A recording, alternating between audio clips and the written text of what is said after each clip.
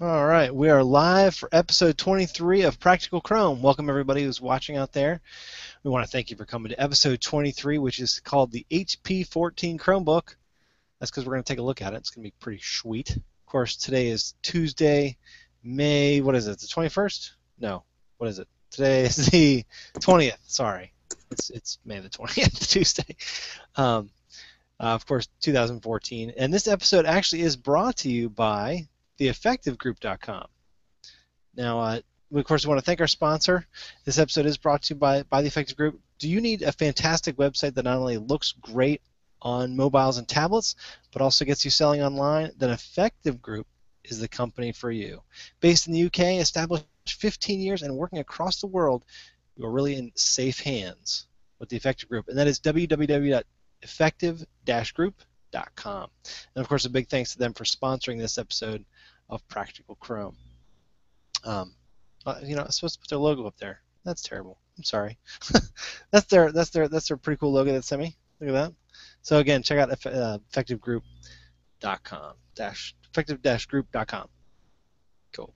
So guys, first of all, also welcome James and Craig. James, how you doing this evening, sir? Doing good, John. How you doing? I'm good. A little flustered, obviously, but I'm good. I'm good. Thanks, for I knew that you were beating it home after work to get on the show.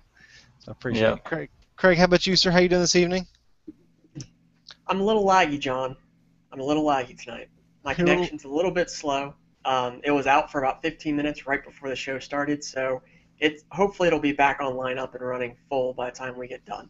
Okay, you were looking pretty good earlier, so I think we're good. Of course, we are on Google Hangouts, and of course, we are live on Practical Chrome. Now, what is Practical Chrome? Practical Chrome is the podcast and videocast dedicated to everyday Chrome users, right?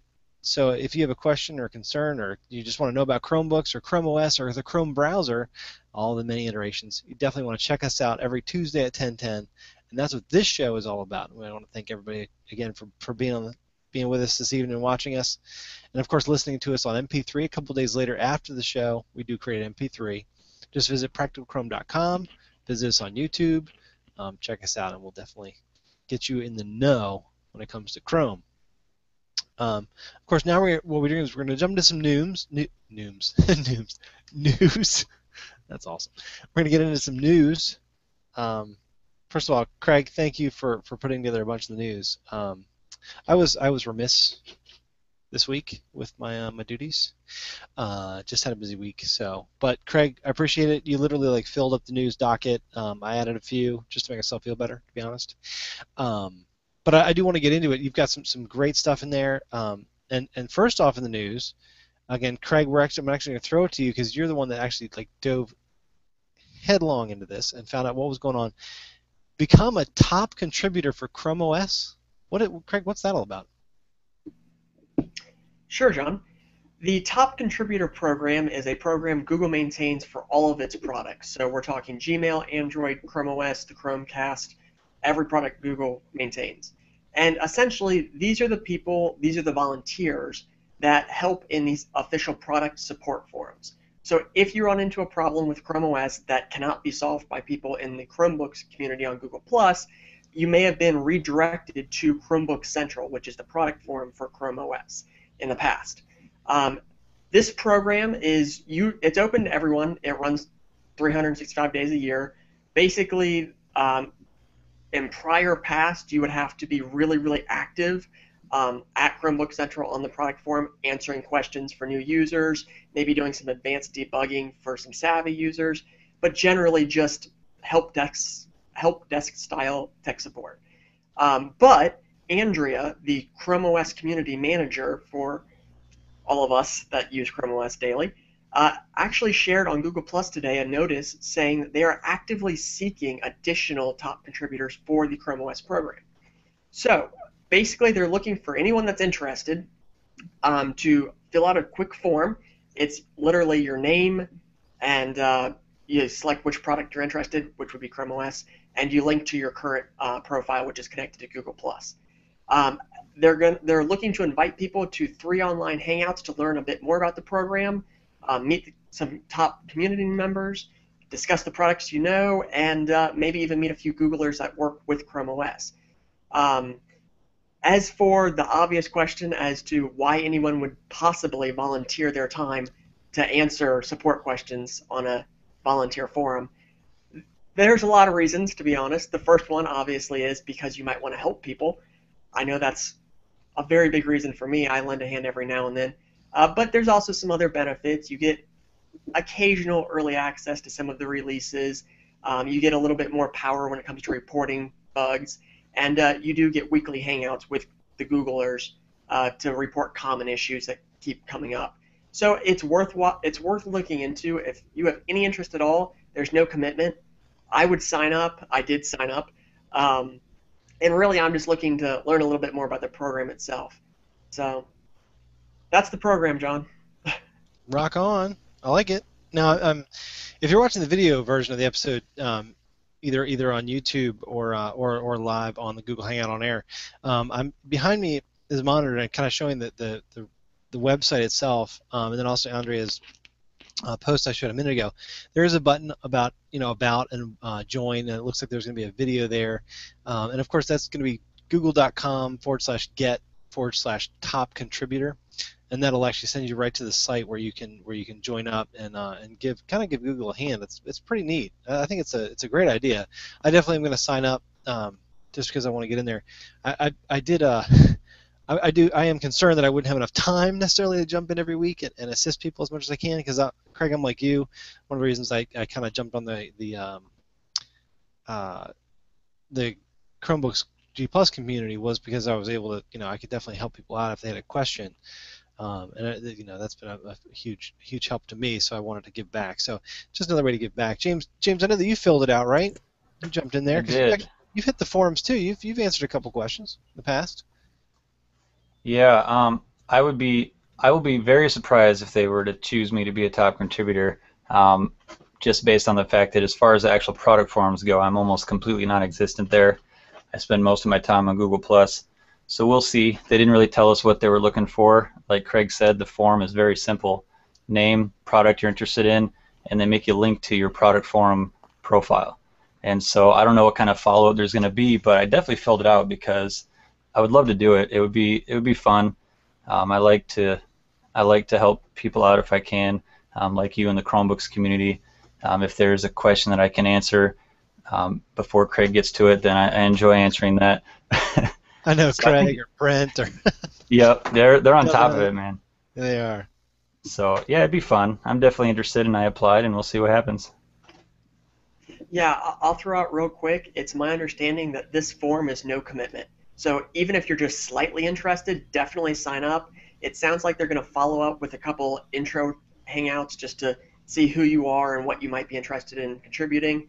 But there's currently in place a Rising Star program where basically you're marked as eligible. You make a bunch of forum posts, and then you get, assuming you contribute quality content, then you get accepted at a later date. So I would assume this would follow a similar pattern, but there's no commitment. So if you're remotely interested, please give back. Agreed. I like it. So now next up on the agenda was the device lifespan increased to 5 years. And what we have up here is the Chrome Story link to it. And when it comes to, by the way, on the show we mentioned Chrome Story, OMG Chrome, Chrome Spot, one of the other ones. Definitely check these guys. We mentioned them on the show because there are sites that we go to look at the information. So just whenever I mention them, at chromestore.com, omgchrome.com, chromespot.com, these are great resources if you want to find information about them. So that's one of the reasons why we kind of hit them up every time looking at their site. So just definitely check this out. But this is, of course, Dinsan's Chrome Story, and he has the article on there about the fact that they did bump out the lifespan of the devices. Now, I remember when the first one popped out, and then someone found the EOL, and they were like, oh, because it looked like they were just going to drop some devices, and things were going to get ugly in the future, and it was going to be terrible, kind of like with the way XP is going nowadays. But now it looks like they're extending it out farther, right? And I think even the legal kind of mumbo jumbo to the wording, even makes it kind of like say that it's going to go maybe even further. I think because there's little caveats, there's little carrots, things like that. James, have you had a chance to fully go over that? Did you kind of like decide whether or not it was just more of the same, or is this something that we should really kind of pay attention to? Well, I did kind of skim over it. 5 years is pretty nice. I'm not used to thinking about devices. I'm used to thinking about the operating system being supported. But with Chromebooks, it's a little different because it's basically one operating system constantly being updated for a bunch of different devices. So it's a little different way of thinking. XP was supported for like 13 years. I think it came out in like 2001, and they just recently ended support. So, but when it comes to a device, I mean, how many people hold on to a laptop for 5 years? This is for most people probably effectively a lifetime support because they're probably going to upgrade within 5 years. So I think it's really cool. I didn't really read all the legal mumbo jumbo like you were talking about, but it's exciting to see that these devices are going to be supported for 5 straight years, and I'll probably never own one for 5 years. So most likely any Chromebook I ever own will probably be supported for the entire time it's in my house. So that's exciting. I'm with you. Now, the legal mumbo jumbo, the hibbity jibbity, right, of the legal mumbo jumbo, right, is the areas where they say things like minimum EOL term is now 5 years, but that depends on length of sale, the region it was released. Like, for instance, the C720 has been selling like hotcakes for like the last 4 months, like crazy. So maybe its EOL might get extended if they know that there's enough of them out in the wild to continue going. Craig, any thoughts on that? I mean, it just seems like it does seem kind of more the same, and it seems like they just kind of like extended it a little bit, kind of wrote it out a little bit, fleshed it out a little bit better, and try to give better peace of mind, towards the EOL. That's what I saw it as. I don't think it has anything to do with the end consumer. I think this was a move to appease EDU and business. Because if you're a high school looking to purchase devices for your student, you can buy a 1-year-old device and it will still be getting updates up until the day a freshman graduates senior year. It'll stay with them all 4 years, even if it's already a year old when you buy it. And for businesses, you don't buy anything unless you're going to get 2, 3, 4, 5 years out of the device. So in consumer, I don't think it was a move Google had to do, but if they want to continue to get a foothold in business and EDU, it was the next logical step. I'm excited either way because I might hold on to one of these for 5 years. Like James, I'm not sure I will, but it's good to know I could. I tell you what, coming up, I'm going to talk about that a little bit with the HP 14, and because of the fact that I think that it has some staying power. I think it's, I'll get to it later, but I mean, especially since it's a 4 gigabyte model. They have 2 gigabyte models, but that's not the point.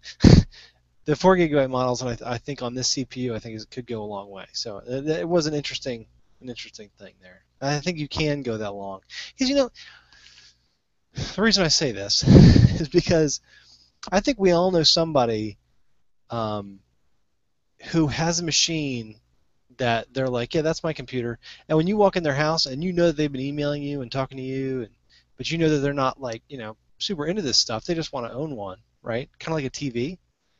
And it's been 7 or 8 years, and this model is dusty. It is some kind of old, rusty old thing that you're like, how is that thing even? How are you still emailing me off that thing? So I think end of life 5 years. I think it's a good idea to have it, especially with, again, the C720 selling like hotcakes. There could still be a lot of them out in the wild after 5 years. So I think it was I like it. I'm down, Google. Thank you. I'm just going to say thank you. None of you said thank you. What's up? All right. So the next news story up. The HP Chromebox coming in June for $200, which is awesome. And then an i7 for roughly $629. I say roughly, laughing about the fact that they say $629. First of all, when it comes to the Chrome box, right? So we're always talking about Chromebooks. I mean, like every day of the week, all day of the week, every day I talk to somebody about a Chromebook. Chrome boxes, right? Love it. Color variations, I don't know. You know how I am with the colors. But to the fact that HP, I'm sorry, this isn't HP. Is this Asus or HP? Wait a minute. Hold on. HP. I'm sorry. I said the word Asus in the article. I was like, what? Um, the Chrome box. We've talked about, Craig. We've talked about what it's coming to be. You've talked about the kiosks, things like that. Pretty cool stuff, right? But the fact that they're making the multi-core versions, the ones that can be like powerful enough to do, I don't know, cool stuff, right? The bigger stuff that you might need with some of the larger applications. Craig, I'm gonna ask you: are you looking forward to the to having a Chrome box, or at least, at least an upgraded one? Yeah, I own a Samsung Chromebook which runs an old Intel Celeron processor, and it holds its own, but it is sluggish. It's kind of like my HP 11. It's just aging. I would love an i7 Chromebook. I have to be honest. That would be, if I could get an i7 Chromebook. I don't care if it's Asus or HP or Dell. Who has one coming up? And throw 8, maybe 12 gigs of RAM in it, just to future-proof it. Oh man, I would love to go up to one of my gaming friends and look at their huge, massive gaming rig with water cooling and say, yeah, I've got an i7 Haswell with 12 gigs of RAM too. And it's a little tiny box. It sits on a little corner of my desk. That's no right. tower necessary. I would love that. Especially because the one I've got has speakers built into it, Bluetooth, Wi-Fi, the whole 9 yards in a little tiny, tiny box. I think for schools, for libraries, kiosks, like you said, they're just going to be revolutionary, especially at a $179 price point for the Asus Chromebook and $200 introductory for HP. You cannot beat that with the i7 for the real media savvy people, the ones that want to do hangout video conferencing for businesses. And I can't wait for the apps that can take advantage of an i7 processor. That's what I can't wait for. Now, and I'm gonna ask this question to James real quick, just because you mentioned it, Craig, and then I'm gonna go back to you, Craig. Have either of you, for starting with James, have you seen something that needs a processor that fast yet? No, not yet, not yet. That doesn't mean that we probably haven't seen it because there's no i7 Chromebooks out there. So of course we wouldn't see something that would use an i7 yet. So it seems, I'm surprised they went with i7, to be honest. I would have expected i5 and maybe a little cheaper. i7 seems almost like a little bit of too much of an overkill, but that's going to be a sweet machine, man, especially if it has a decent amount of RAM, or at least the ability to upgrade your own RAM. Like Craig said, man, an 8, 12 gigabyte i7 box that you could fit 4 of them in a shoebox. I mean, that's a pretty exciting little product. I will never be able to justify $600 for one, but I'm going to really hope someone I know buys one so I can play with it. That is crazy, having 8 gig of RAM. But you're right. You want to talk about, expandability. Craig, what about you? Any apps that you've seen where you're like, ugh, I'm going to need something a little beefy? Some of the new native client demos are really kind of chugging up processing power. And you also have to remember that a lot of the apps we have now were either written by Chromium team members or developers that are very, very savvy into web development. When you start getting applications written that are a little bit sloppy, maybe they have memory leaks, maybe they're just not optimized for the hardware, you have to have buffer overhead available. You have to. And with native client, you're porting C+ applications. I know. And by the way, I want to remind everyone that this is a brand new opportunity, because this Chrome is basically a platform at this point, right? Because you're running it anywhere and things like that. If you get an application that you think runs like junk or sucks up too much RAM or sucks up too much CPU for what it's doing, definitely vote with your wallet. I want to keep that stuff out of out of the wilds if we can. So just a PSA there. Seriously, stupid. Like don't allow them to come in. All right, so that was a sideline on there. Now the next thing is, back to the Chromebooks, right? Is that we're going to be looking at the Asus 13-inch Chromebook C300. It's going to come in multiple colors, as you can see. If you're watching the live show, if you're watching the video, you can actually see behind me. You've got, and I'm going to bring it up here, you've got actually multiple colors. You've got a yellow, you've got the turquoise, kind of like HP, and then you have almost like a salmony pinkish color there. I think James is going to go buy one of those tomorrow, and sorry, it's easy. So I've already got the pretty blue HP. Exactly. And he is wearing a Cowboys hat, so I've got to diss him a little bit. So the C300, yeah, of course they're rocking. You know, they've got it looks like some of them got they're of course going to have the Bay Trail. Looks like does have 4 gig. That's pretty rocking. Tell you what, right now, 300 to 249 range. That's pretty cool. Craig, what are your thoughts on the Asus coming out finally? And what are your thoughts on the design? Are we cookie cutter again? What are we doing? I don't want to have the cookie cutter discussion again. No. Okay. All right. But I will say that the colors are a stab in the dark, probably. I think there's a general direction in people wanting to customize the color of their device, whether it's making their cell phone match their handbag or their glasses. And you have to remember, Google Glass comes in some of those strange colors too.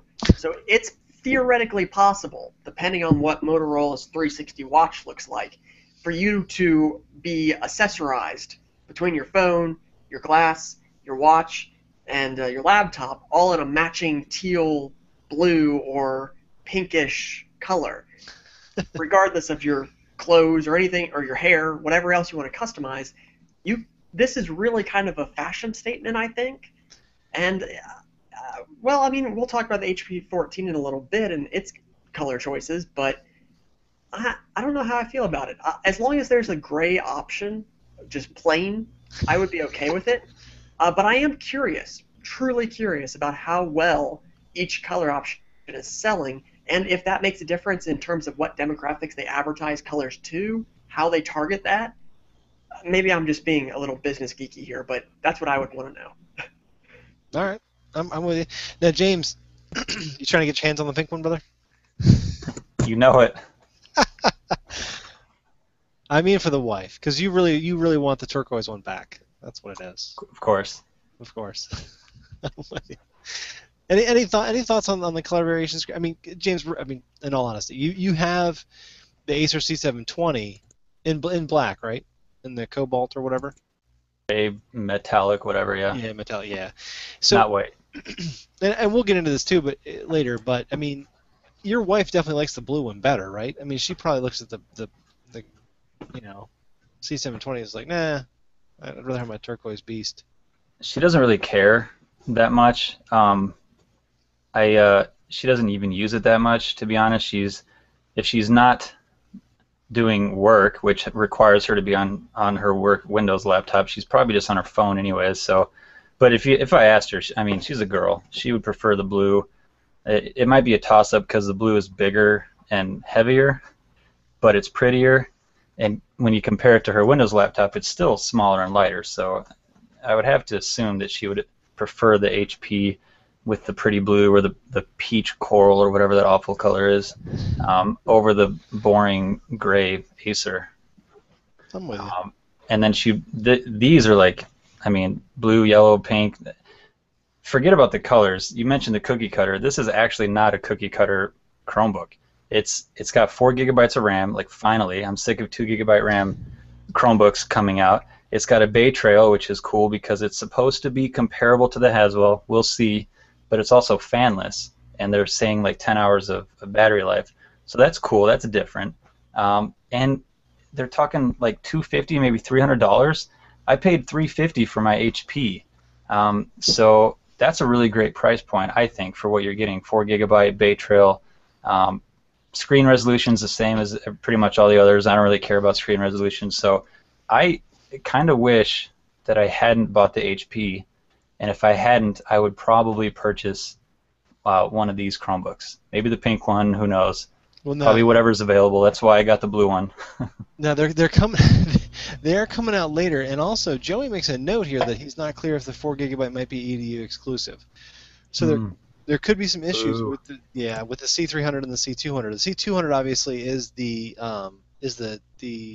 12 or is it 12 or oh no 11.6 inch, and then the 300 is the 13 inch.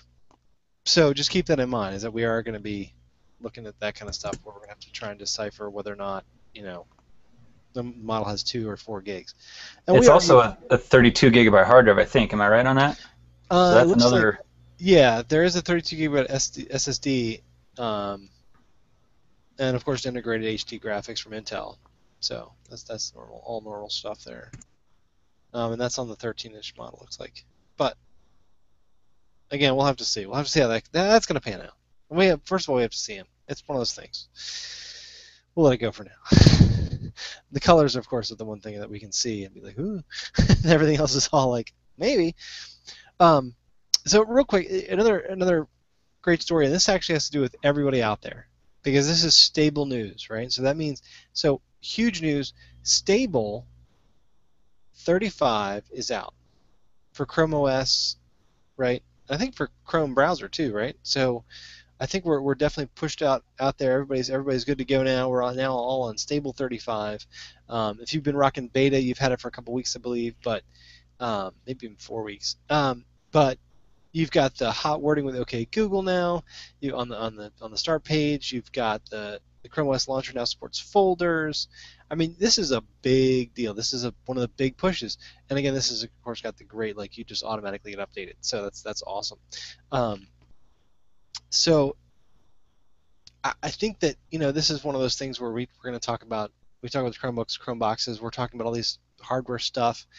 This is us jumping back into the software, and also what happened when we talked about the EOL. The fact that Google updates us with this stuff, and this is one of those great updates that definitely gives us a little bit extra, all the fun stuff that people have been talking about in beta and dev and Canary. When we talk about those, we're talking about the versions just before. Like we're basically able to be a part of the development process. We're able to see those new features, before anybody else. But now everybody's got this cool stuff. So definitely, everybody, once you see that little arrow on your Chrome OS, or you see the hamburger menu, they call it the hamburger menu in Chrome browser, you see that turn orange or green, you're ready for an update. So definitely get that. Did you guys have any comments on that? I mean, I think it's just it's awesome. What can you do? Craig, any thoughts on the 35, the big rollout? Yeah, I will say that I am immensely proud of the team because this update rolled out across Windows, Mac, Linux, Android, and Chrome OS all at once on the same day. That's massively impressive. Usually it's a little bit staggered. Windows, Mac, and Linux usually get it first. Chrome OS and Android are usually delayed a couple days, maybe to the end of the week. But this was a same-day release, and almost all of the Chrome OS devices got it too. The Chrome boxes are going to lag behind a little bit, but all the Chromebooks got it. So to Yep. me, that's impressive. It's a step forward. There were also 23 security patches, just a heads up for anyone out there that's wondering about that. And Google paid out nearly $10,000 for this round of security patches.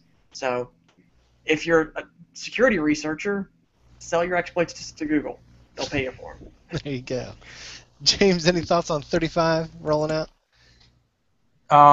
Honestly, not really. I think Craig pretty much hit it up. The security thing was nice. It's good to know that when Google says that they're taking security seriously, there's proof. They just made a lot. They're paying money to people and constantly updating the security. So that was nice to see. Otherwise, I think Craig pretty much hit everything that I was thinking. I'm with you. I agree. Now, I added 2 more articles, and I want to go through them real quickly, and then we'll get into the main for the HP 14.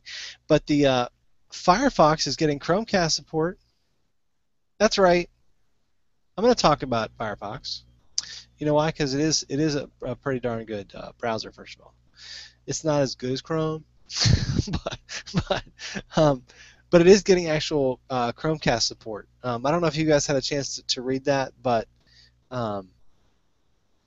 basically they're going to go ahead and support the darn thing, which is just awesome. I think it's just shows more people are going to start, because we talk about Chromecast, right? All of us have got one. It's a great little dongle that plugs into the back of your television and allows you to receive. And it's interesting how that it works. If anybody out there who doesn't have one yet, when you plug this into the back of your TV and then you connect to it with your phone or even just your computer, even your desktop sitting in your house, as long as it's all on the same network, you're going to get this happen.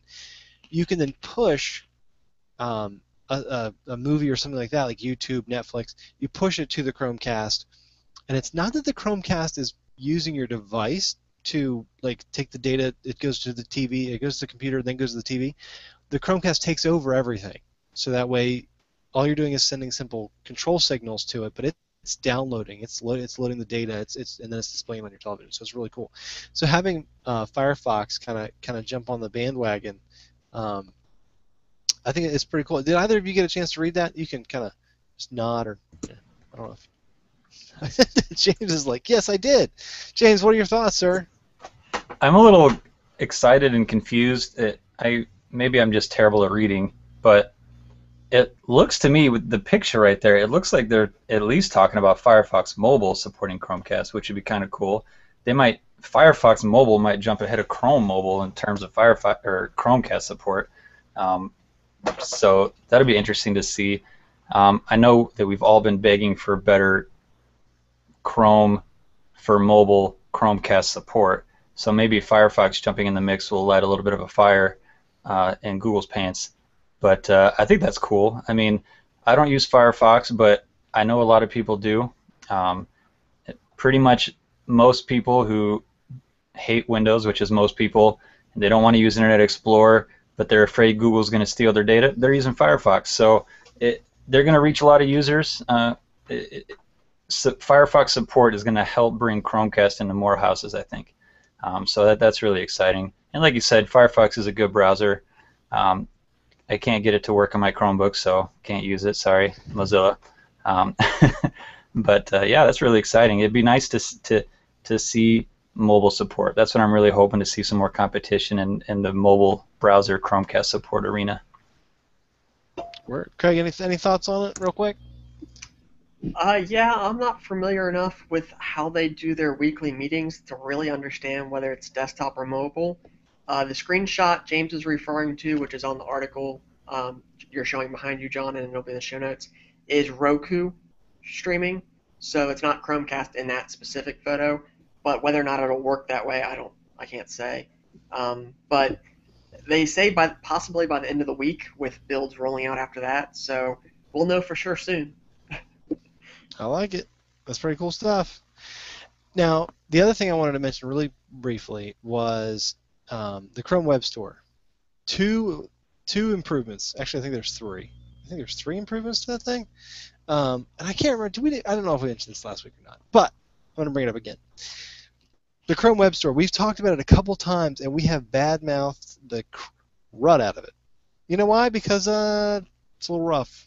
It's got some rough edges, and I think they know that, right? It's not. I don't. This is. I think that it looks great, and it works for what you're trying to do. You're trying to get some great apps, and what they've really done is push some content in front of you of the really good apps. But what they didn't have really was great search functionality, and they didn't have also when you wanted to look at when you saw a link on G Plus or someone's Facebook, and they were like, "Hey, check out this new Chrome app I'm getting," and it was a link to the Chrome Web Store.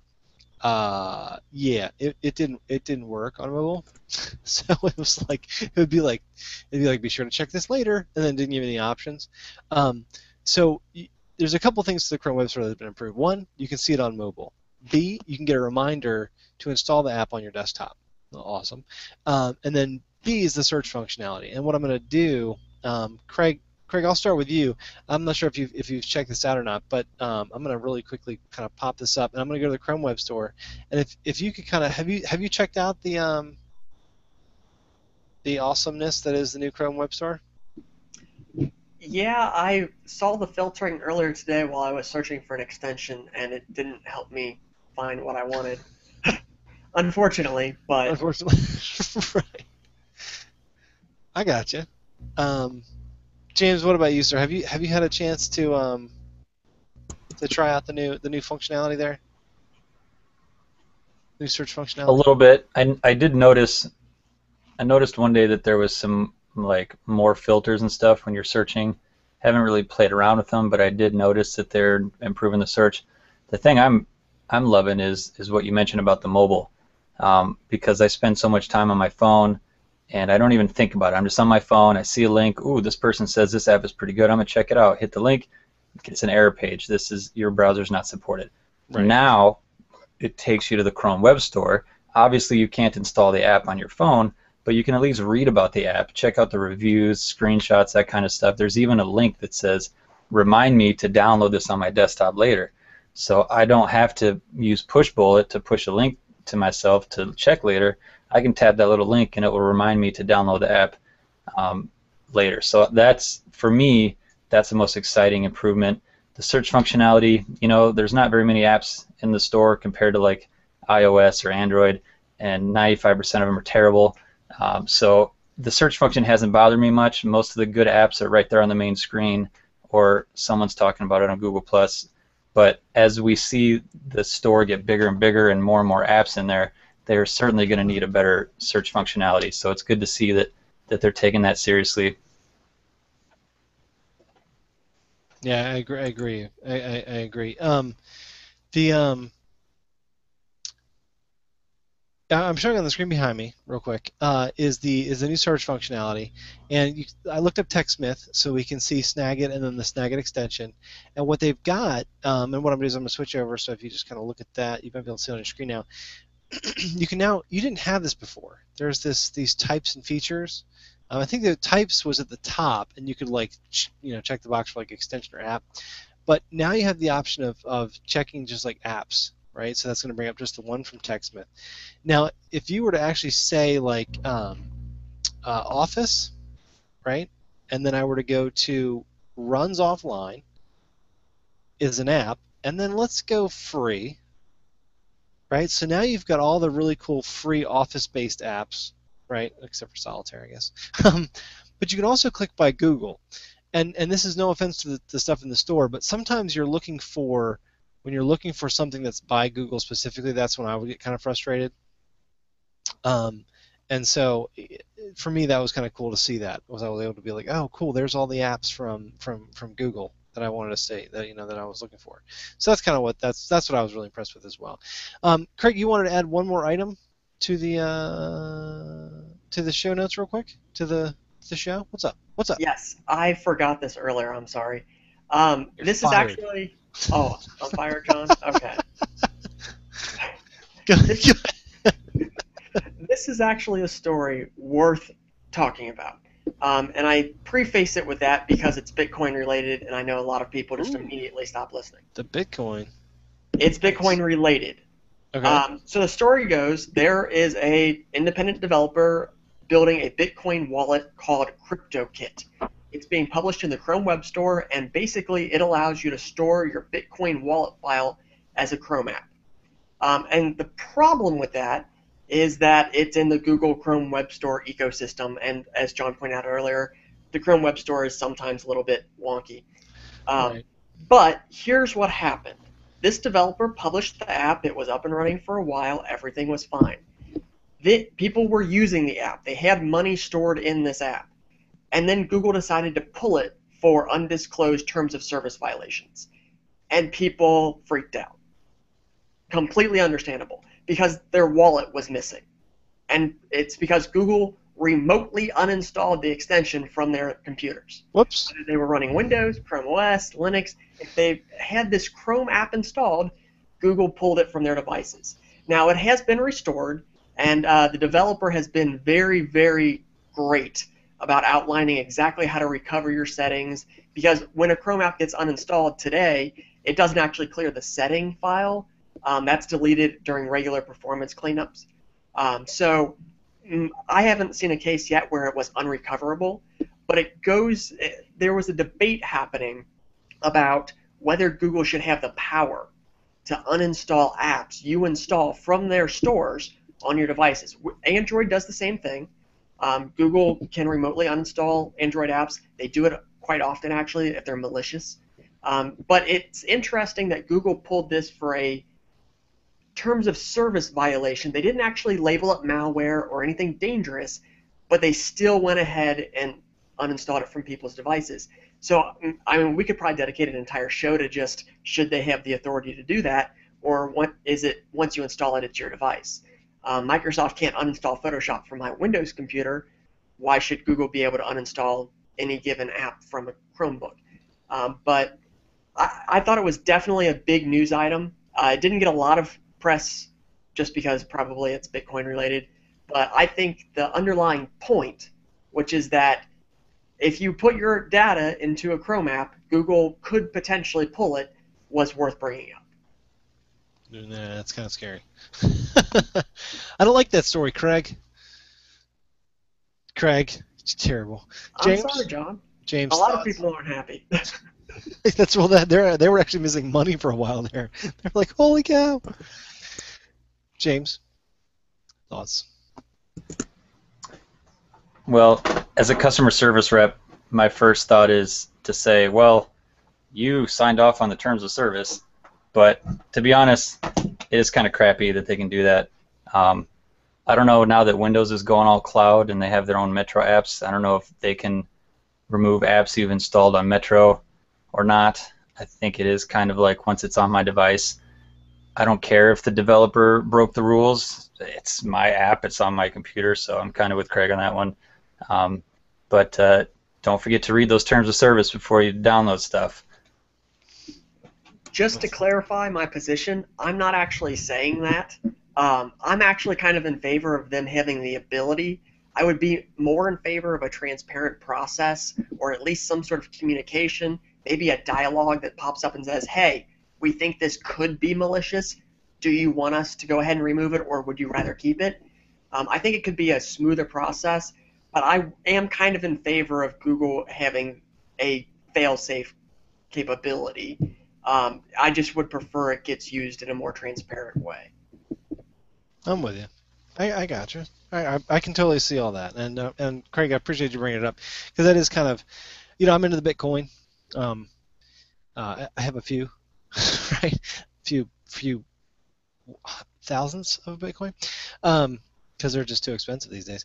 But it fascinates me, and always has. So it's kind of interesting. And if your wallet were to disappear, I mean, literally, it's like your wallet disappearing. So, and like the money's gone. It's like cash dollars. If you burn them somehow, meaning you lose the data, it's gone.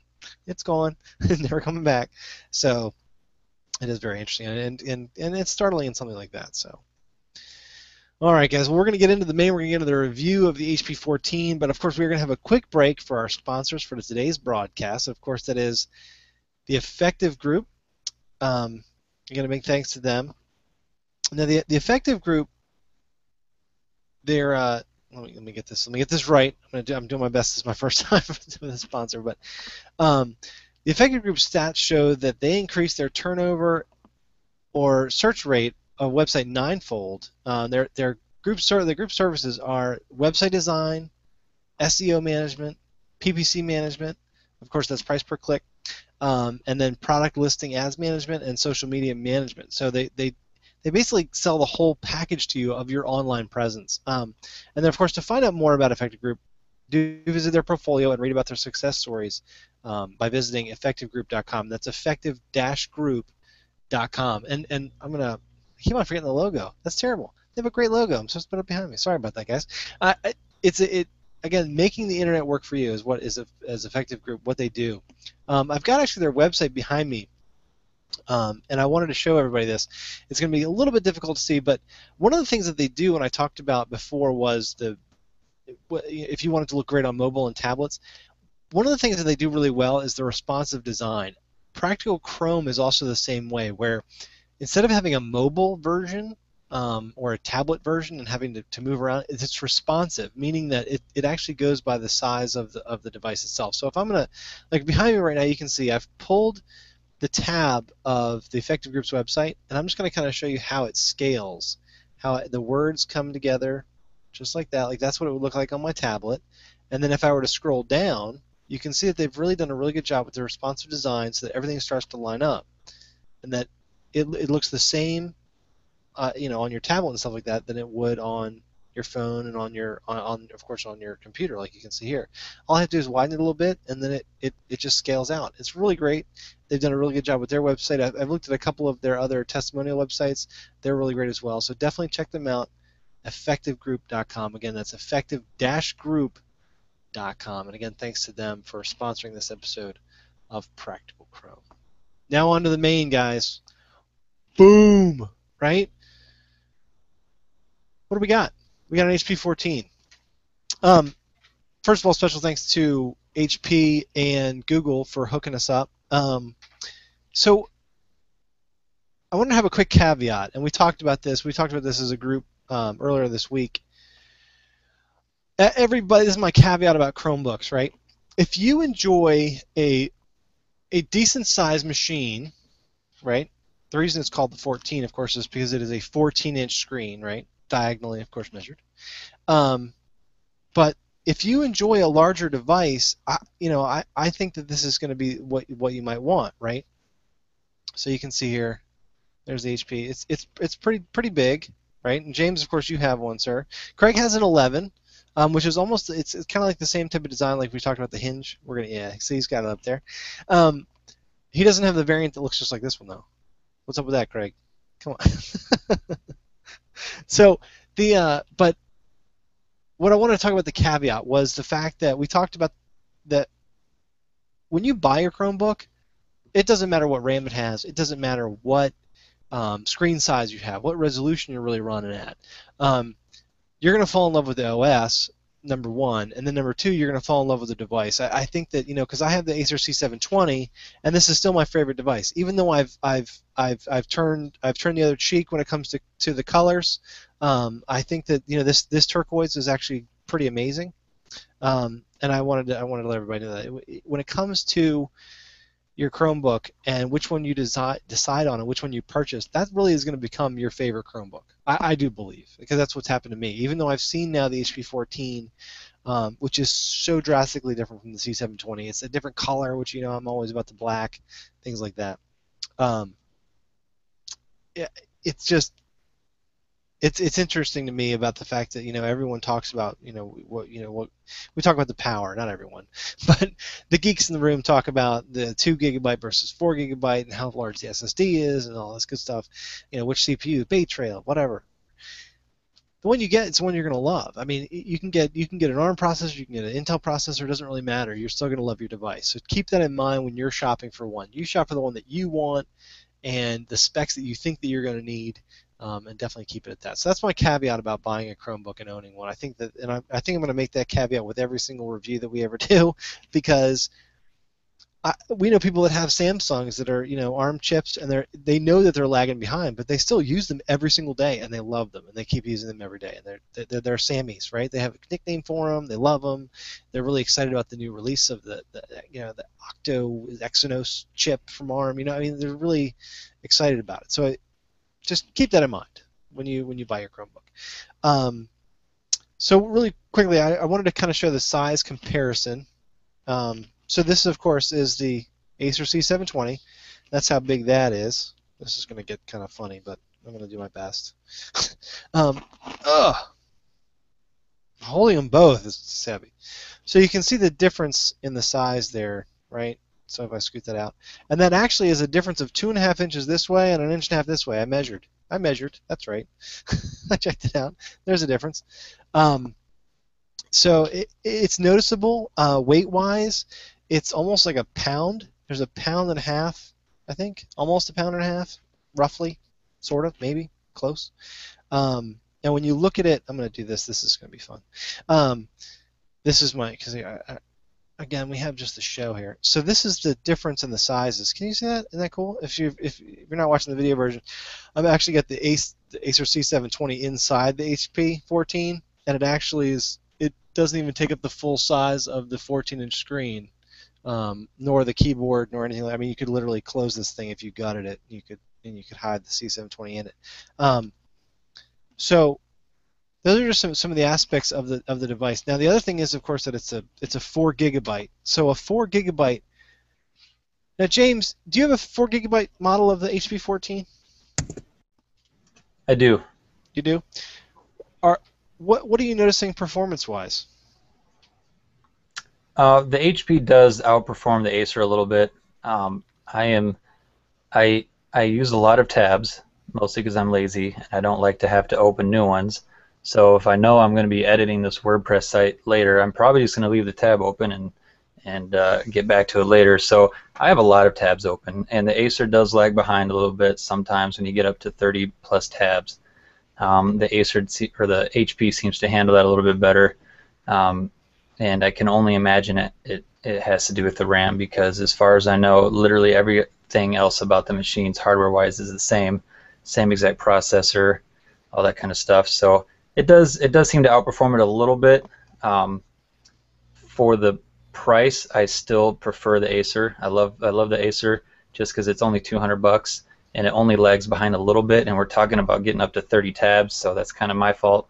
So, but I do have to say the HP does outperform the Acer a little bit in that respect.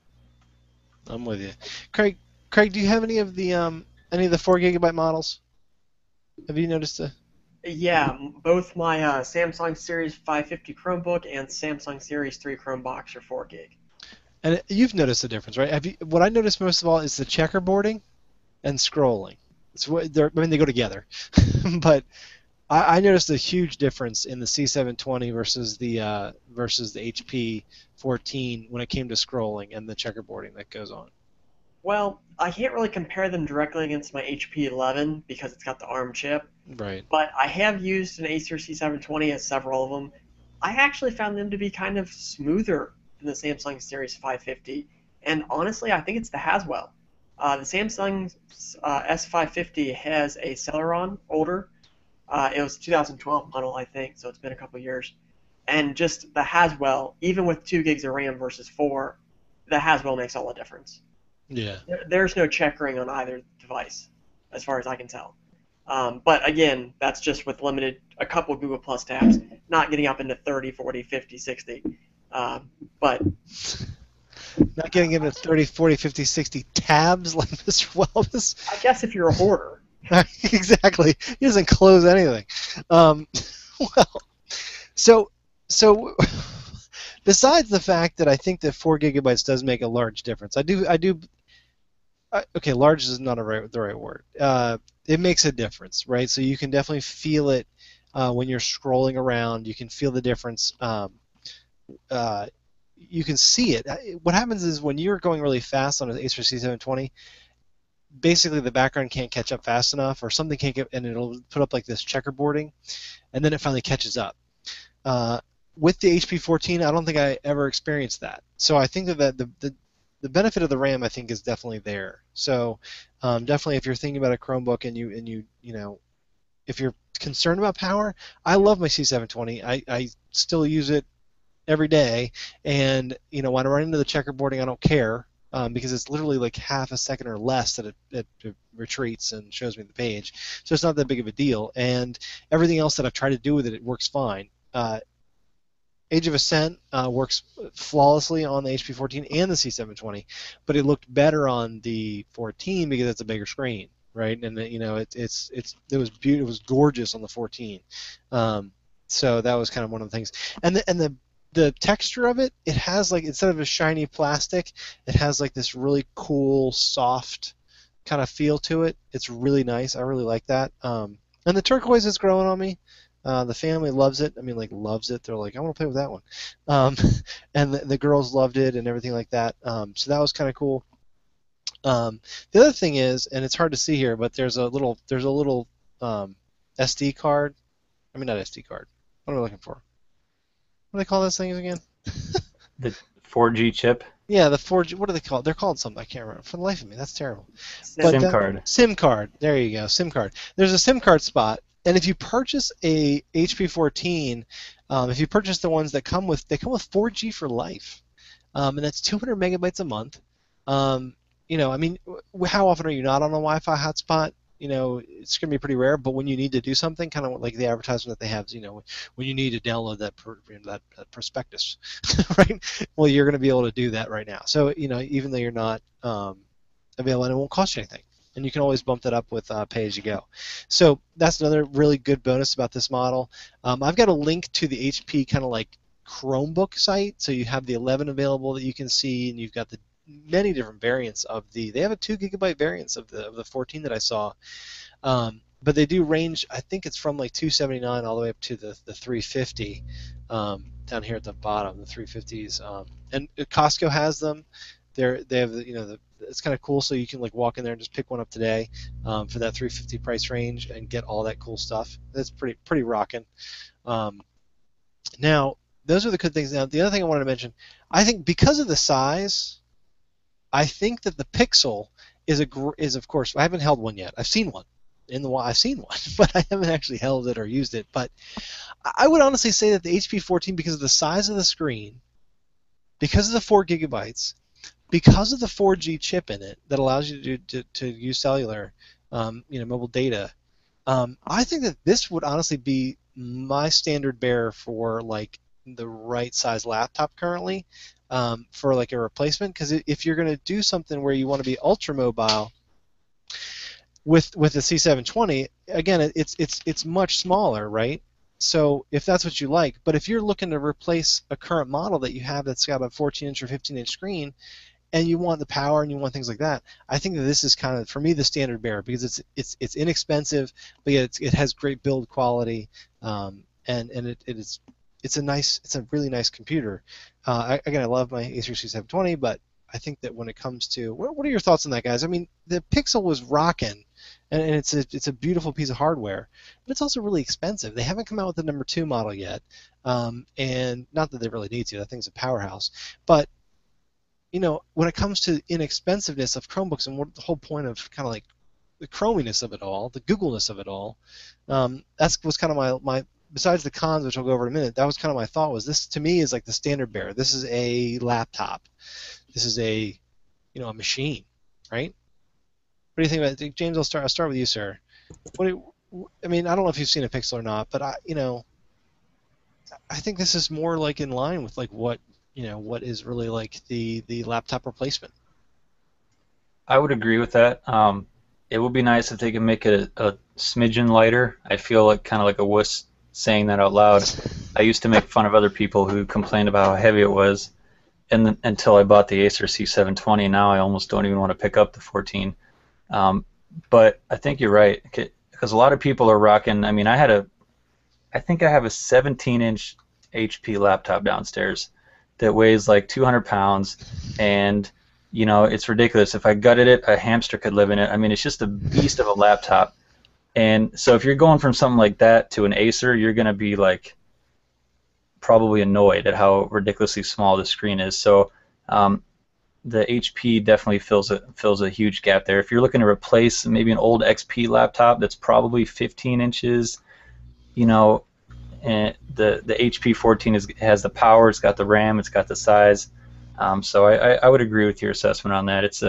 It's definitely a great option for like an XP laptop replacement. Agreed. Now, Craig, what about you, sir? Because I mean, the Pixel. I remember when the Pixel came out, and honestly, it was all negative at the time of the major media outlets that I saw, because it was all like, oh, look what Google's doing. Look at this crazy thing. Who's going to spend $1,500? And then, of course, they were slinging around the same old stuff. It just runs the browser, blah, blah, blah, blah, blah. But now, of course, you're getting these native apps, you're getting other stuff, you're getting these great HTML apps. What do you think about the fact that this is only $350, and the Pixel 2, if they ever make one, might be in the $1,200 to $1,500 range again? But yet this thing with 4 gigs and the Haswell chip runs like a champ. Well, to be completely honest, I've never taken the HP 14 really serious until you two got your review unit. Well, John got his review unit, and James continues to brag about his. So at that point, I kind of reevaluated it, and at first glance, it doesn't look like much. It's not a looker. At least the 720 has kind of this sleek monster kind of look to it, with the gigantic grill on the back. It looks like a powerful device in a small shell. But the HP 14 just kind of looks like a standard Walmart laptop.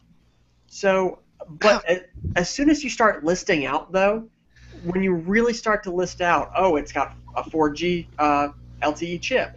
Oh, it's got 4 gigs of RAM. Oh, it's got a Haswell processor.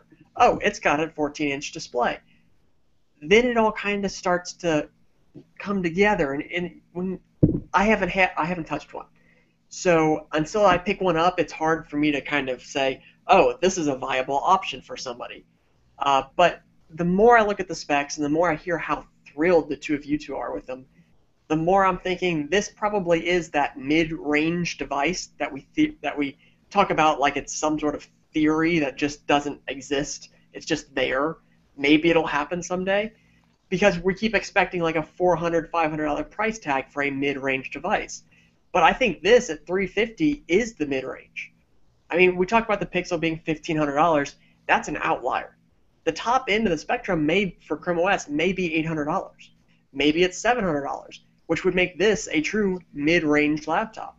And with specs like that, it's going to last 5 years. That's what I was saying earlier. I think this could be a 5-year laptop. I mean, it definitely has a strong enough hinge. I mean, we talked about that little. Okay, I literally brought this up the first time we saw it. Was that gap? But the gap is like a finish issue, and I popped it right back in. I said that the other day. I just squeezed it and it just popped right back in. It's just a compression fitting of the two plastic pieces together, and it was just a simple just pop, and it came right together. It really is a solid unit. I mean, I really am. And again, the caveat, I love my Acer C720 because I'm like James. I don't like the weight of it. And speaking of that, really quickly, we're gonna do this, and then we're gonna do a compare. On Chromebook. We're just going to look at the specs really quickly. But I wanted to show you something really quickly. So this is my laptop bag for work, right? Okay, so it's big. Right. It's a beast. And this holds my 5-pound, 3-ounce Lenovo computer in the big pocket. The big pocket, right? The big one right there that you can see right there. I'm showing I know you're like, what the hell are you showing my bag for? On the back is a portfolio, like you just slip in a notepad, right? And this is where I would slip in my Acer C720, like that, right? See, it's kind of popping out. No, gone, right? So I could then take that to work, and you could barely, I mean, you don't even know it's there. All right, so as much as I complain about the HP and its weight a little bit, and its size being a little bit bigger, it actually fits in the same spot and traveled with me to work for the last 3 weeks without a problem. So to say that it's necessarily too big or anything like that, that is just me crying a little bit about the size. I like the C720, but I can't complain about the size of this thing really, except for the fact that it's a personal preference. And also, like I said, I bought my C720 and I'm like, I love it. It's my computer. It's the best. You can't beat it with anything. All right? Forget your Pixel. We get my C720. You know, that's the way you're going to be when you get your Chromebook. Literally, we talked about that. And I saw a couple of posts about people who just bought one, and people were like, "Oh, I have this model. I have this model," and no one yelled at anybody about which model was weaker or anything like that. But what they talked about was the fact that they're happy with it, and it's just awesome. So real quick, the Chromebook comparison of this, and I've got a link to the Chromebook comparison tool. This breaks it down between the Acer C720 and the HP 14 Chromebook, and kind of going over some things. The resolution is identical, but the HP 14 has a 14-inch screen, so it's much bigger. Is it much brighter? It's hard to tell because it's just bigger. So you're like, yeah, it's brighter, but not really. The processor is identical, and of course you do have the 2 gigabyte. It's really hard to find the 4 gig C720 out there, so that's kind of like a wash there. The weight.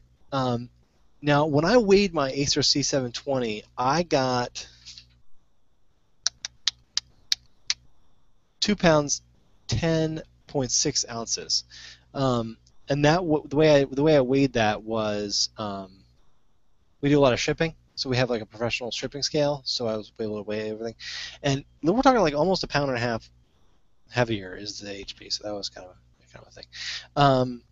And of course we got the different colors that you can get, the white, the peach, and the turquoise on the versus the C720. So again, and guys, I'm going to send it back out to you guys.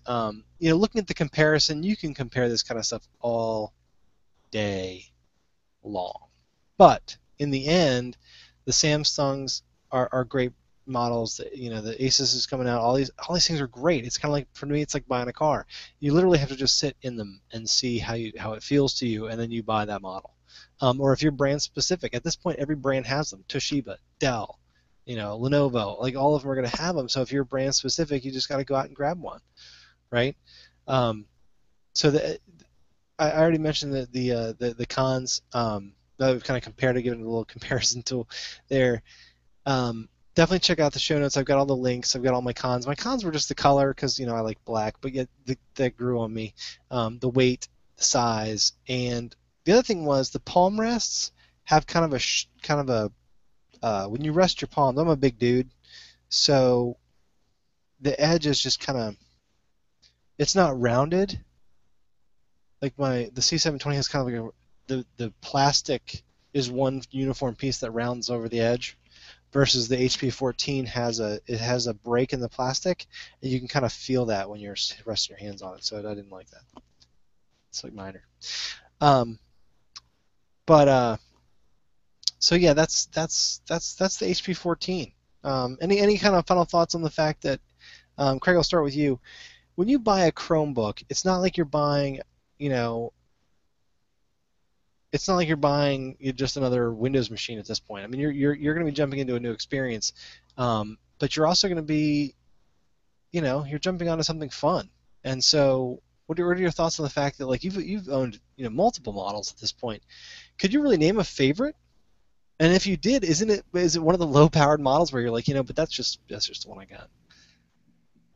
Value-wise, my recommendation is always the C720.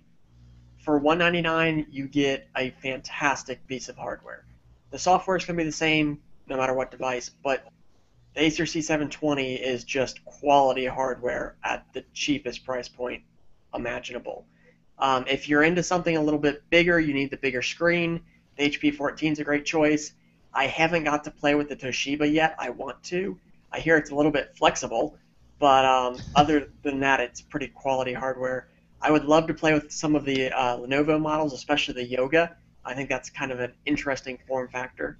The HP11 is still a very sleek-looking device, not the new version. But if you manage to get the old version, like I've got, I love that the speakers are under the keyboard. Even to this day, it's just a phenomenal concept. I love it. And of course, the Samsung Series 550, which is my primary laptop at this point, it's still a beast. It's 2 years old, and it just chugs along just fine. And I don't know what to say. I love it. It's got the Verizon Wireless 3G, so it doesn't have the 4G, and that was only good for 2 years. I think I have to start paying month by month if I want to keep using it. But honestly, you can't go wrong with any of the Chromebooks. Just find one that will fit the needs you're looking for, and you're going to be happy with it. Unless you really, really misjudge your expectations, like you're buying the $199 Acer and you expect it to have a touch screen like the Pixel, that might be a little bit of an issue. But honestly, as long as you mix and match your expectations appropriately, you're going to love it. There you go. I like that. James, what about you, sir?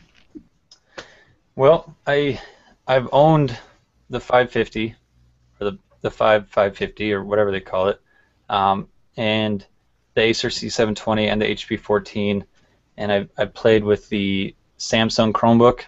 I think that's technically the Series 3. They just marketed it as the Samsung Chromebook at the time. And the Acer C10 I've played with a little bit. And so far, did I say C10? Because I meant C710. It's okay. They just called that the C7 at the time too. And the Acer so far, I think, would be my favorite. I mean, I do kind of miss the Samsung 550 because it was lighter than the HP. And probably I feel like it may have performed a little better than the Acer, but it's hard to tell. I did own that one for about a year, and but I have a terrible memory, and I had nothing to compare it to at the time. Now I have two Chromebooks I can hold side by side. At the time, I just had the one. But what's kind of a deal breaker on the 550 to call it my favorite is it didn't have Bluetooth. the Acer does. I'm using this to listen to you guys right now, which I wouldn't be able to do on the 550. You know, I'd have to have headphones or something. So, and for the money, you know, the Samsung 550, Google gave it to me, so the price was right. But if I had to pay for it, it would have been like $400 something. The Acer is $199, so I got to go with the Acer as my favorite. It's stupid cheap. It performs well. It's light. It's got Bluetooth, which I love. It runs Bastion, so that's really all that matters. And it's got to be my favorite. I'm a little excited about the Asus that we talked about with the possible specs, but right now I got to go with the Acer. There you go. I'm with you. Well, now, real quick, I'm just going to show you the brick. It's just to show you the brick. It's a brick. That's all it is. It does have the 3-prong on the 14 versus the 2-prong on the other models. I don't know how they're doing that, and they're not grounded. I don't know how that works. And the cable is really thick, which was interesting to me. It's really thick compared to the C720. It's like really thick. It's like double the thickness. It's great. The tip is blue, which is nice because it is blue. when I'm looking at 3 different power cables and I'm wondering which one I should plug into my HP, I know it's the one that matches the color of the HP. There you go. I'm with you. Hang on. You guys don't have all micro USB cables like my HP 11 does? No, we don't. Oh, so you can't just use the same one for your phone too? No, my Chromebook doesn't set my house on fire, Craig. He had it replaced, sir, I'll have you know. Yeah, it's the new one. It's the new one. I am actually broadcasting. I'm going to try this real quick to see how this works. I am actually broadcasting from the white C720. See that there? Can you see that there? The C720P, the touch model with that little touch logo. And of course, it's working great. So that's a little update on that. Yeah, I'm making robotic noises from my camera. That's right. So we'll do that review in a couple weeks here, and I'll just talk about the touchiness, which of course, it's great, but you know we'll talk about that later. But it's I don't know. We could literally play the touch episode again that we had with Kevin Toffel, because it's just the same. I haven't touched it. Maybe we'll do an after hours. I don't know. James, where can people find you throughout the week, sir? Well, they can find me at Starbucks recently. But if you happen to not live in Cedar Rapids, Iowa, you can find me on Google+. I'm trying to expand my presence, so I've joined a few communities lately. Some Android ones, some phone ones, but you'll probably find me in the Chromebooks community. You'll also find me at tech.itiswhatitis.biz. Along with Chris Cox, we like to tag team the tech news. I'm with you. And Craig, what about you, sir? Where can people find you at this late hour usually? Well, at this late hour, only here, John. Only here. The rest of the week, you can find me on Google+. I'm very active in the Chromebooks community for some reason.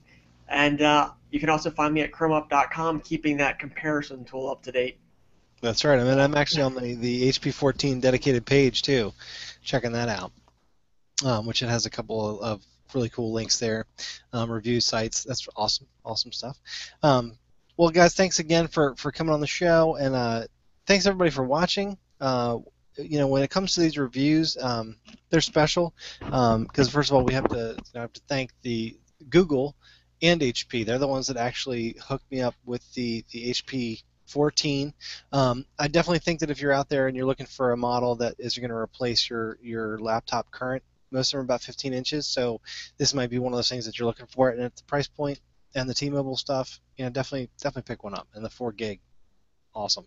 Of course, they're available, I believe, on I know HP.com sells them, then I've called it Costco, and I'm sure Amazon. I'm not positive, but I'm sure they're out there somewhere. But you can find me. My name is John Oliphant. This is me, the guy with the monitor. Thanks for watching. Thanks for hanging out with us on the show.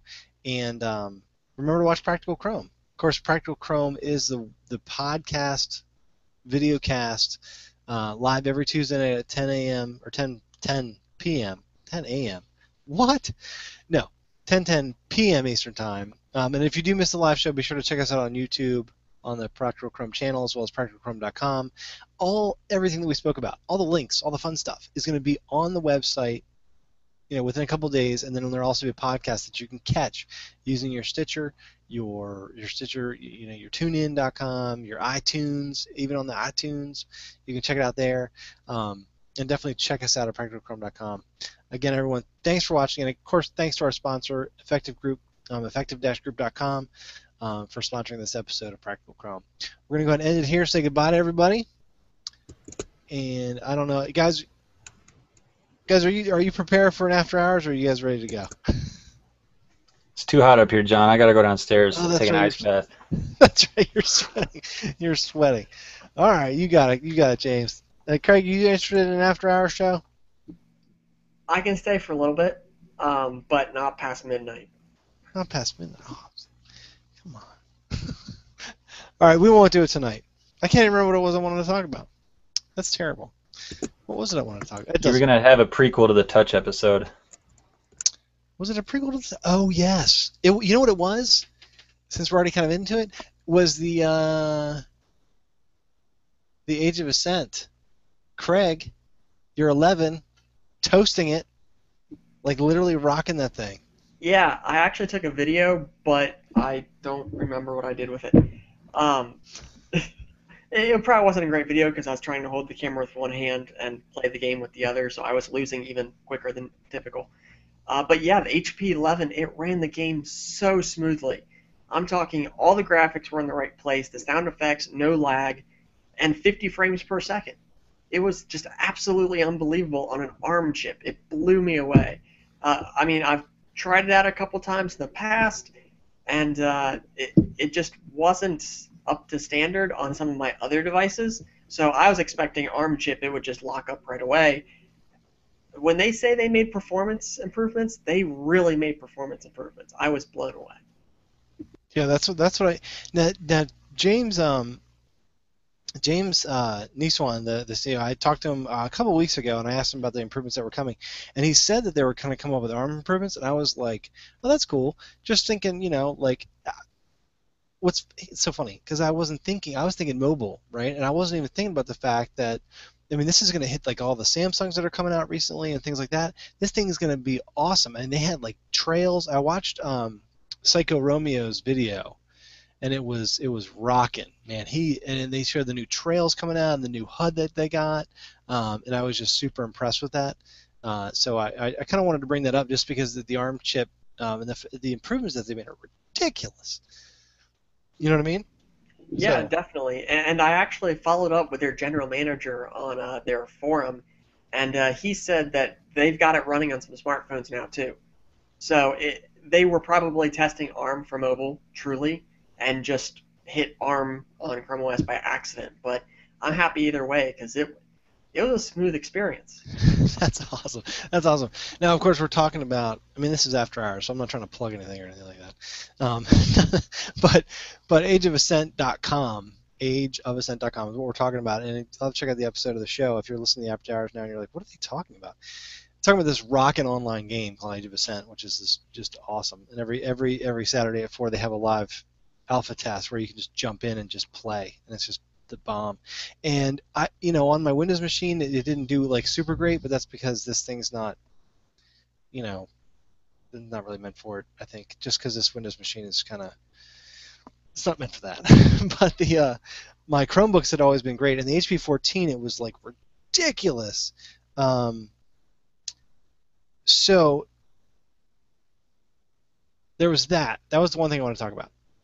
Now, the other thing I want to talk about is, and this is no bust on Illyriad, right? Which is the awesome game that also is made by the guys that make Age of Ascent. I'm still playing Illyriad, and I love it, and it's been going great, and I'm getting bigger and bigger and bigger. And honestly, like you can expand to like the cosmos. I guess that's you just go up to the Age of Ascent, right? But I love it. But I wanted to bring up a game, and Craig, you might not have been interested in Illyriad. I don't know if you had a chance to play it. And this isn't from the same people, but it's something I've played before, and I'm getting back into it, and I'm super loving it because it's sci-fi, right? Illyriad is into like the fantasy area where you're knights and armies and all that cool stuff, which is great, and I love the game. But O Game, have you ever heard of O Game, Craig? Not particularly. It might ring a bell somewhere in the back of my mind, but I'm not familiar with what the Okay, general topic is. you've got to check out O Game, right? So the O Game is this really cool game based in the same vein, right, as Illyriad, where you have like a planet, and kind of like they have in Illyriad, where you have like a homestead, your first homestead, or it's a castle, and then it gets bigger and bigger and bigger. Well, that's kind of what like this is like, right? So if it's hard to see behind me, so I'm going to kind of bring it to the forefront, and you can click my screen and look at it, and then people watching after hours right now, you can see it. And basically what it is you have an overview of everything that you own. You have your resources where you're pulling in, the metal, the crystal, and then this stuff called deuterium. And then over here you have the energy that's being produced. So like this is like your food, so to speak, that everything needs to survive. So like if you build more mines, you need more food. That's what the energy is for, right? But what you end up doing is you can go out into the galaxy, and you can see that like these different worlds people are on, and you can attack them and steal their resources, right? You can do that in Illyriad too. I actually got attacked twice, and then I was like, "Dude, can you stop?" And he was like, "Yeah, sure." But once I get bigger, I'll be able to in both games I'll be able to attack people.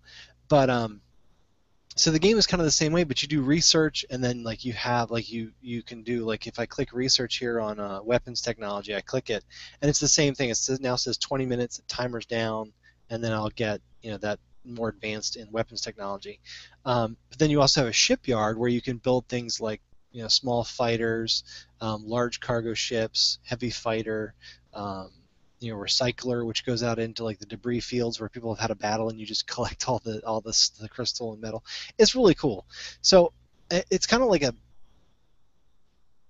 login part of our show where I wanted to discuss this game. I know you're not into gaming too much, Craig, but this has like the sci-fi feel to it, and it's just like Illyriad, right? In Illyriad, you can advance much faster, and you can have a little bit more fun with it if you purchase the prestige.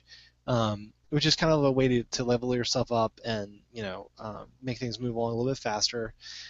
In this game, they have something called dark matter, and that's spinning orby stuff there, and you have to purchase it, and then that way you're able to make things move along a little bit faster. You get you just advance much faster, right? Game's a lot easier. So I just wanted to bring that up. I thought that was really it's a cool game. It's just like Illyriad, but just in space. And it's something that's going to hold me over for my space needs until Age of Ascent comes to a browser near me live, right? Every day that I can jump into. Craig, I didn't mean to. It's just something that I was like, man, O Game, I love O Game. It's pretty cool. So just wanted to bring it up in the after hours segment there, because it's not necessarily an app, Yeah.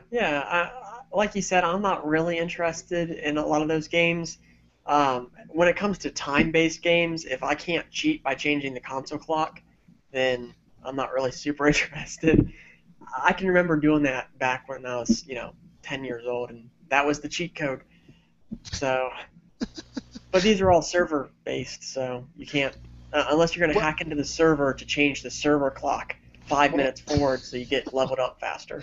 Well, no, listen, I don't know about Illyriad, but this game actually offers different universes that go at a faster pace. So you can, but the thing is though that if you leave it, the more things are going to get kind of crazy. So you have to remember to check it like literally like every hour, or set up all your defenses properly so you're not going to get like it's not going to be crazy. so okay, so they're catering to different levels of addiction. Oh yeah, they've definitely hit the nail on the head a little bit. So, a fantastic business model. It is. They've done a good job.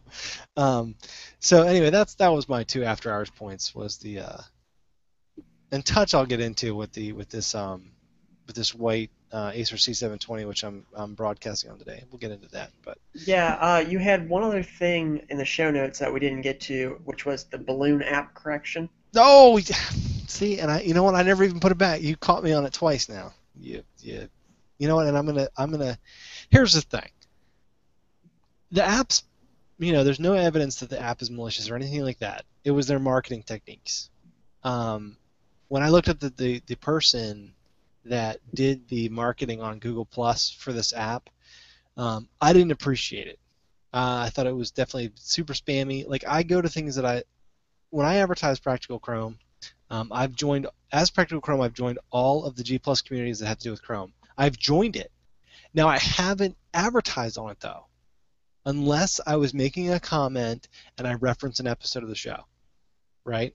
That's the only times I've ever done it, and that's been like twice outside of outside of the Chromebooks community, because I don't want to be the person I think that you put more people off. This person like literally advertised Balloon on like random communities, and like you could see that half the posts had to be deleted, and the moderators had to come in and be like, yeah, thanks for the spam, buddy, And then they even argued that they were like, oh, it's not spam, it's Well, it's like, well, that has nothing to do with kittens and cows, which is what this community is all about, right? It was one of those things where it was like, you can't say that your app is, it's just, I didn't appreciate it. So I mentioned the Balloon app last week, and Craig, thank you for calling me out on it just now.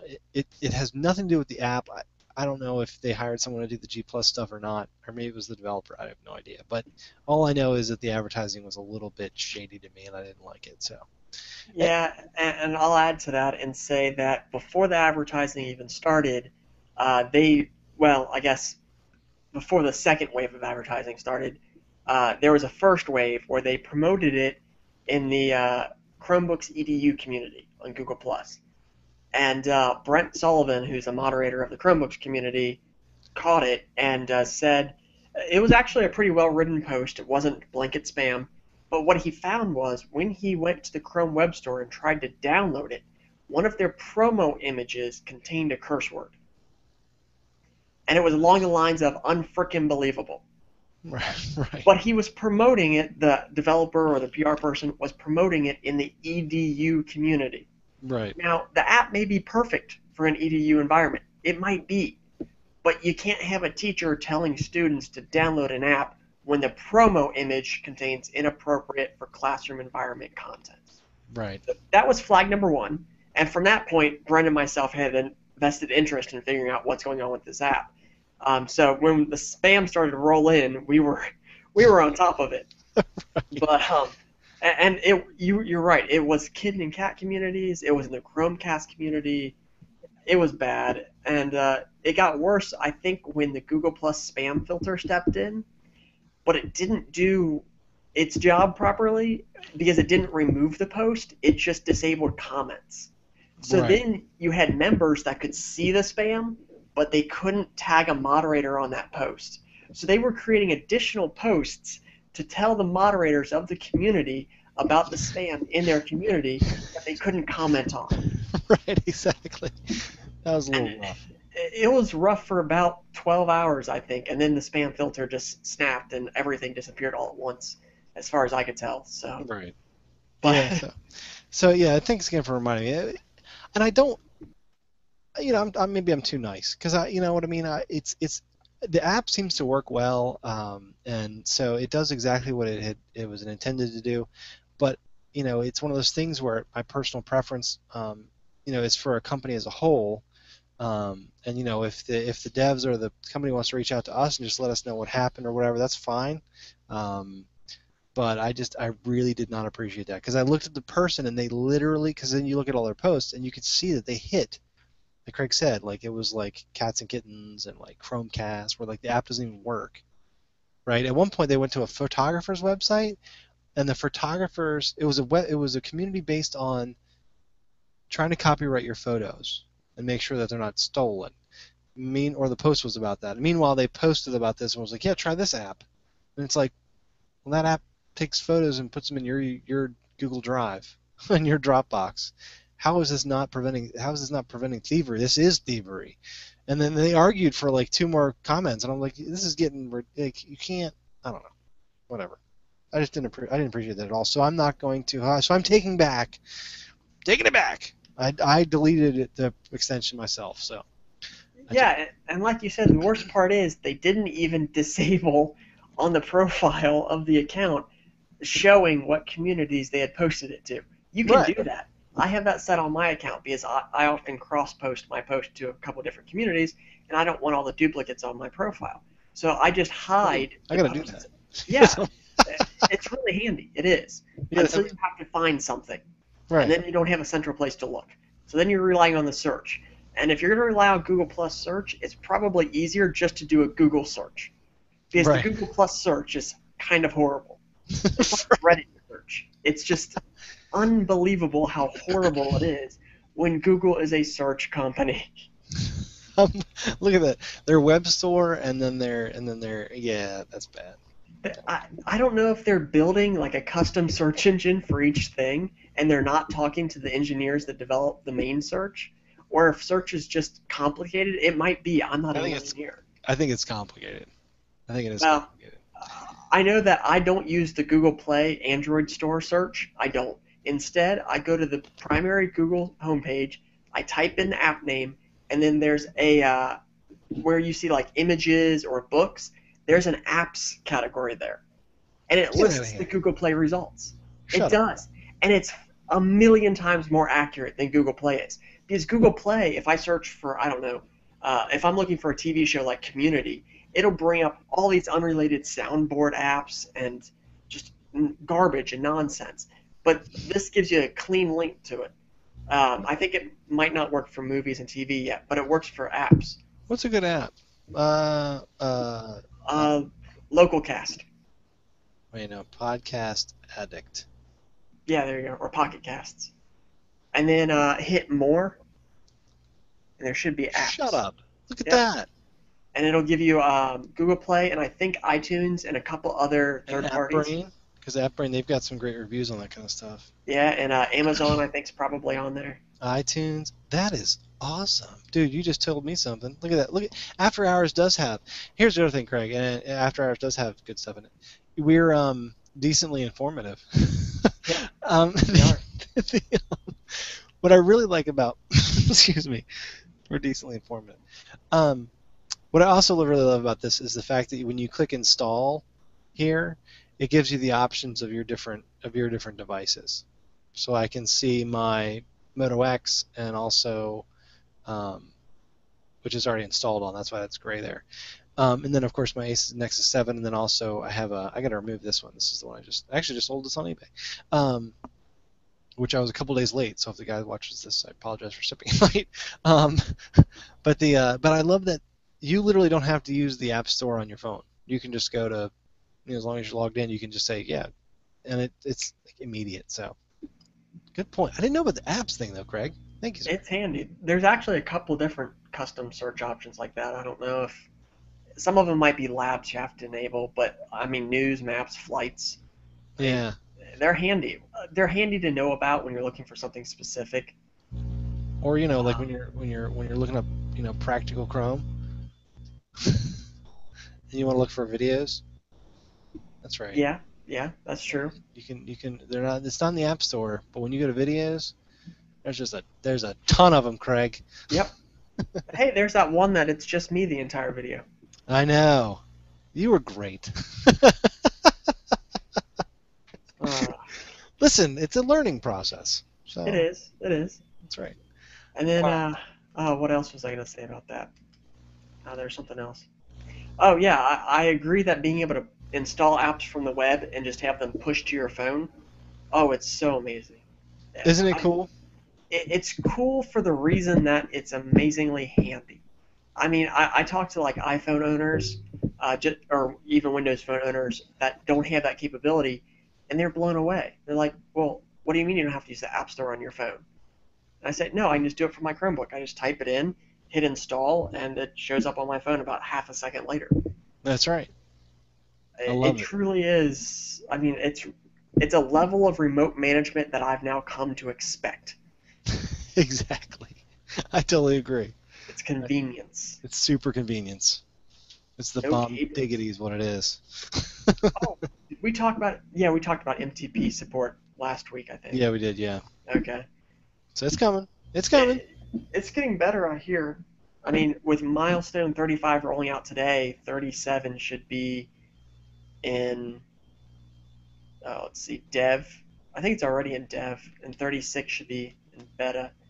So 38 should be hitting Canary. And I think 38 is when MTP is slated to be stabilized. Okay. Maybe. Don't quote me on that. I also heard, what did I hear? I think 36 is supposed to have major performance improvements.